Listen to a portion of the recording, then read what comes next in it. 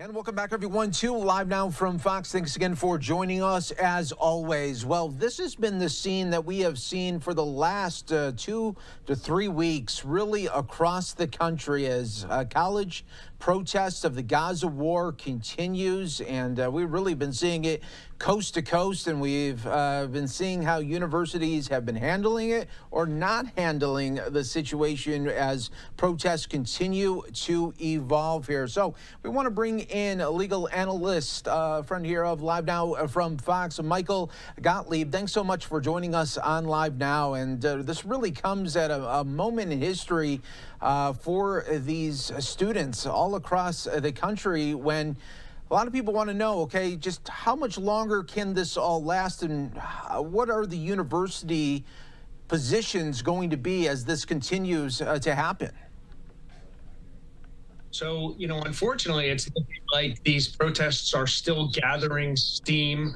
I've seen where there's now a QR code where people can scan products that were manufactured in Israel so that they can boycott anything having to do with Israel. Of course, they're using a cell phone that was manufactured in Israel, which really I laugh because it kind of highlights the irony of a lot of what's going on. Is these kids who are protesting don't even understand what they're protesting against, and I think that the universities are complicit in that because they're not properly, number one, teaching history, and number two, they're not doing enough to tamp down the protests. They're claiming that they should go on for First Amendment purposes, but a lot of these protests are inciting riots, and they're blockading students from getting to class. That's not First Amendment protected speech. I don't think the universities are taking appropriate action.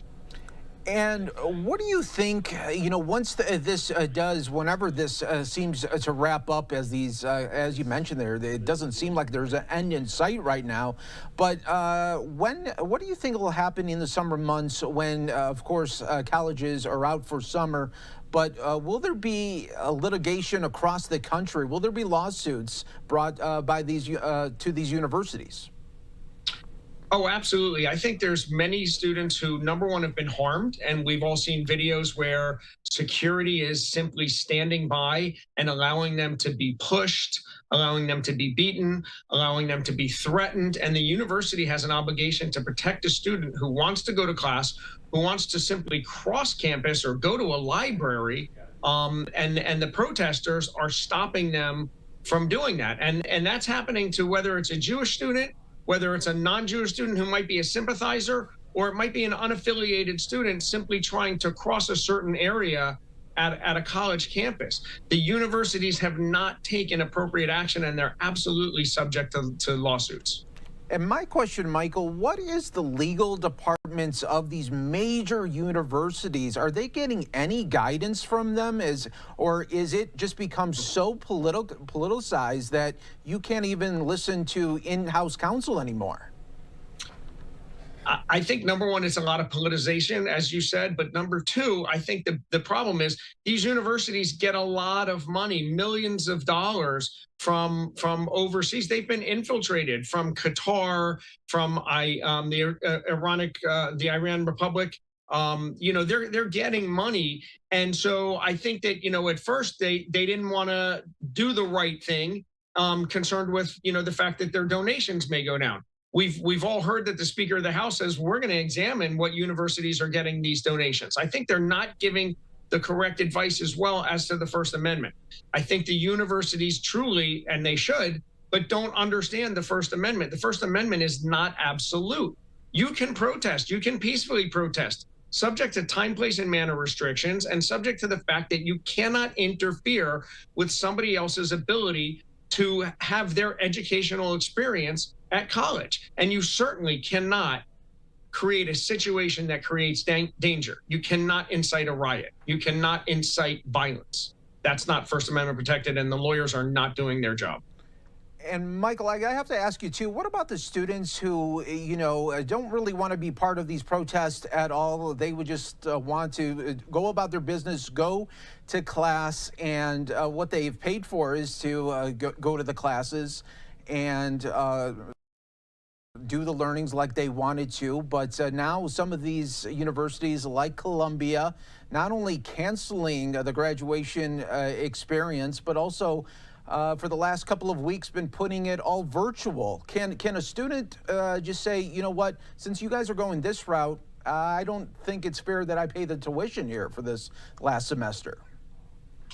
Yeah, again, I think that's another failing of the university. These students are collateral damage in a war that they don't want to have anything to do with. And it's very unfortunate. These are the same students who had their senior year or their freshman year ruined by COVID, and now this is doing the same thing. And it's the university's inaction that has created this situation. Or in the instance of certain universities, they're actually encouraging students to go to the protests. I've heard of university professors giving extra credit for missing class and attending a protest. So I think in that situation, for sure, the universities are going to be found liable. And Michael, what precedent do you think this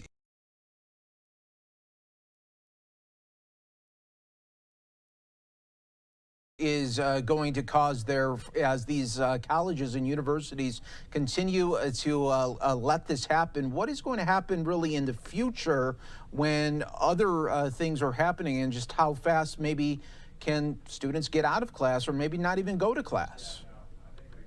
Yeah, I think the universities are going to have to examine a lot of their policies as it relates to, morals and activity. It's fine to protest, and we should encourage protest, and we need to hear what everybody wants to say.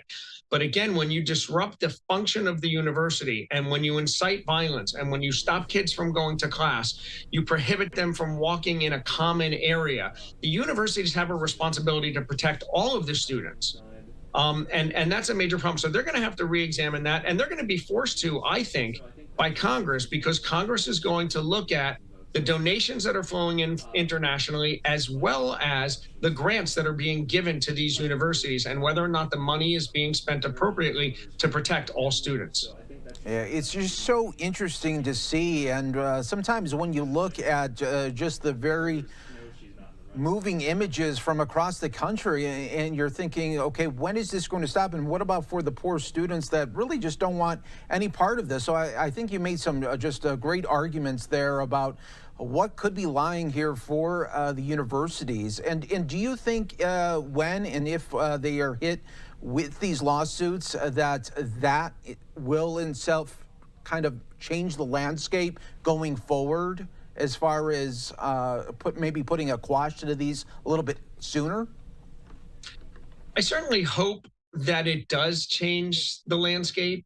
I think that the appellate courts are would be interested in hearing this kind of argument. That this area of the First Amendment is relatively untouched, and it's a little obtuse as well in terms of the law that we have relating to hate speech.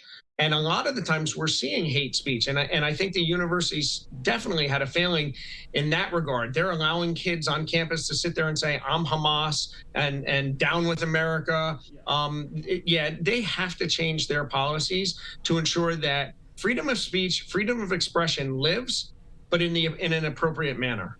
Yeah, that is so true and so well said. Michael Gottlieb, thanks so much for joining us on Live Now from Fox. Great discussion after what we have been seeing these last 3 weeks play out in real time. We appreciate it. Thanks for having me. No problem. Take care.